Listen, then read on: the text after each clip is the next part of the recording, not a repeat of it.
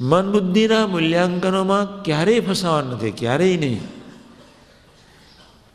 પ્રભુએ જ તમારી સેવા કરવાનો અંતરથી સંકલ્પ કર્યો છે. તમારા આત્માનું નિરંતર ધ્યાન રાખવાનો જ્યારે પ્રભુએ સંકલ્પ કર્યો છે. આત્મીય બનવાની સુરુચિ રાખો તો ભગવાન તમારા આત્માનો ડાયરેક્ટલી ઇનડાયરેક્ટલી કબજો લઈ જ લે છે. આપણે એને એક તક આપી દઈએ, બસ કમ વોટ મે. એક છોકરાએ મને સરસ કાગળ લખ્યું,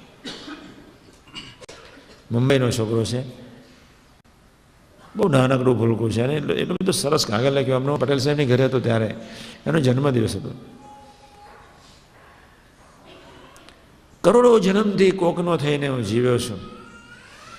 કરોડો જન્મથી હું કોકનો 16 વર્ષનું ટાબુરિયું, એને કંઈક સંકલ્પ ઉઠી ગયો. કરોડો જન્મથી કોકનો થઈને જીવ્યો છું, ભગવાનને સંતનો થઈને નથી જીવ્યો. સંકલ્પ કરજો, સ્વામીજી આશીર્વાદ આપો, મને ચોલ્લો ન કરો. એની ભાવના કેટલી સર્વોપરી કહેવાય.